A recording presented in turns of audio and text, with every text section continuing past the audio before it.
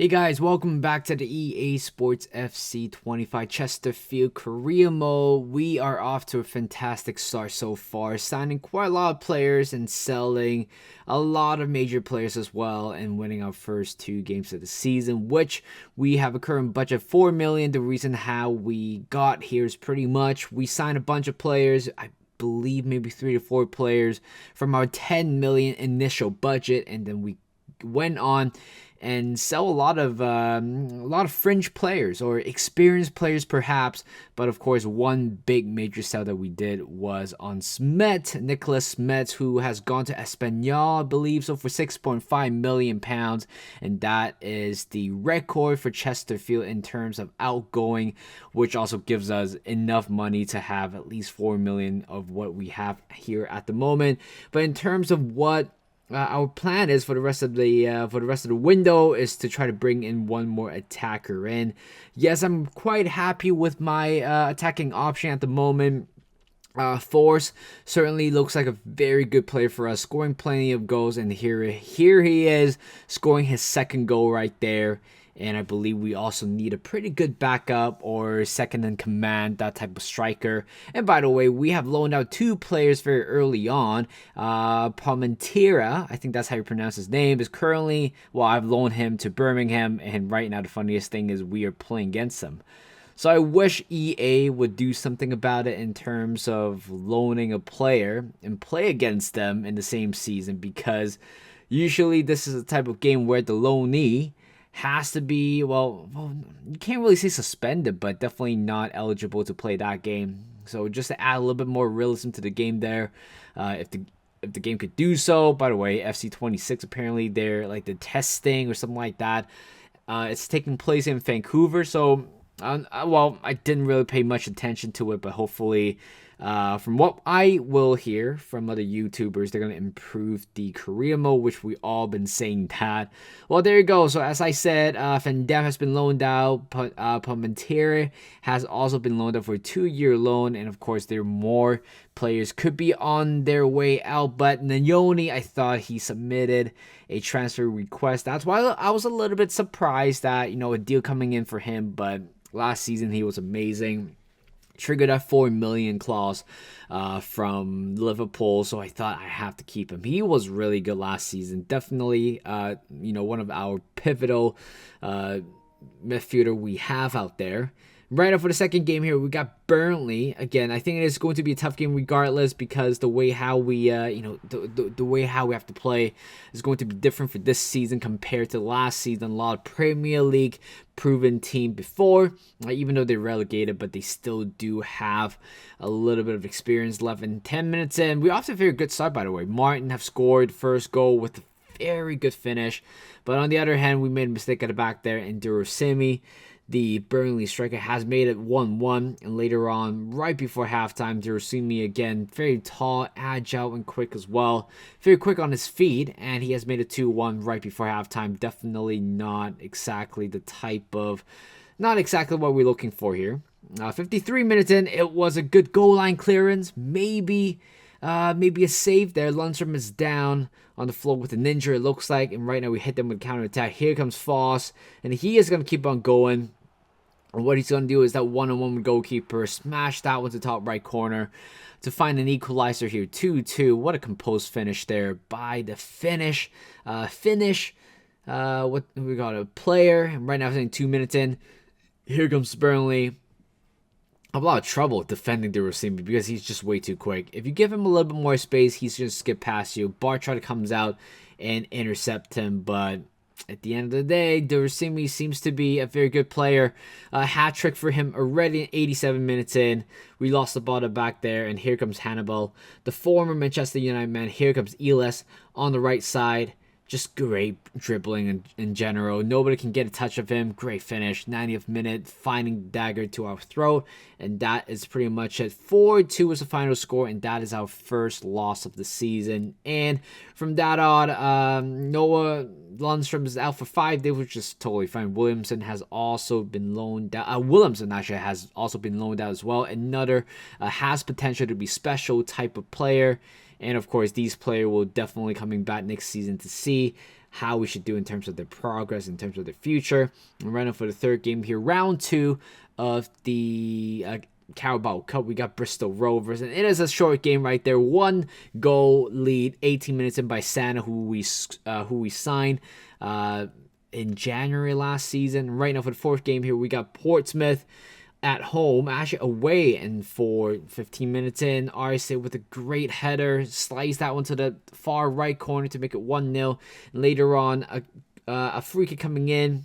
I think there's an injured player there by Portsmouth, but we got to hit them with a counter-attack. Here comes Martin, finding a great ball through to Ignoni on the left here, and he sees force. He's going to come on, and he is going to score that one. Easy peasy, lemon squeezy, that type of finish for him to make it 2-0. 22 minutes in, after a fantastic start, and everything has been, I would say, quiet after scoring the first 2 goals. Right now, it's all about testing our defensive durability. And here's Bishop. And what a great finish that is. I don't think Entel can do anything about it. He tried his best, quickest to close him down, but it was a great finish overall.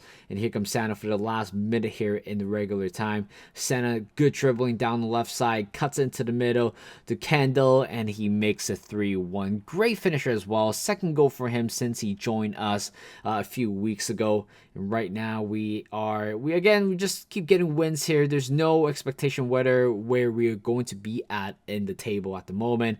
Unfortunately, Marcos Arce picked up a 4 weeks injury, and he's going to be out for 4 weeks. So the way how we're trying to shape the team is that until, despite he is the main backup to the right side of defender, I will decide to, put him as the left side defender. I think he has good quality to be there as well. And I was thinking about signing Sasa Kalajic from Wolves. Apparently he went on loan a couple of years ago and right now coming back here, and Wolves are willing to sell him. But the problem is he's on a high fee.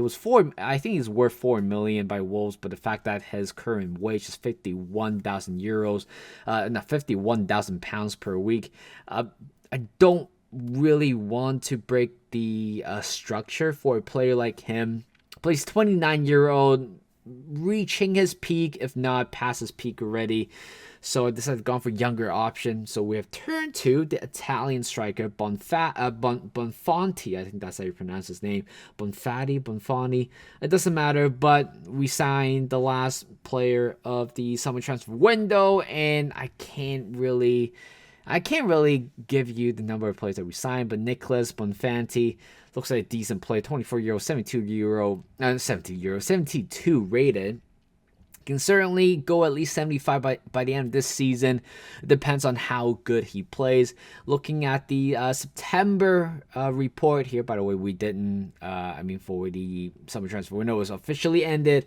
Right now, it's time to go back to the business here, which is looking at our Youth Academy report to see if any of these youngsters are good enough to be promoted. But I think as of right now, we're okay in terms of the number of players that we have. Certainly, a lot of them are in the range of 59, 58, or 60 rated. So maybe in a few weeks, they're going to go up to 60. So I think probably by the start of next season, we will have a huge influx of young players getting promoted, and that would be a great opportunity for us to raise some sale. Perhaps we're somehow still in the championship, but it's hard to tell. We're off to a very good start despite losing 1 game to Burnley, but other than that, we seems to be a very capable team of definitely not going to get relegated, but are we able to make it to the playoff? That's our aim at the moment, and we'll reassess when it comes to January time.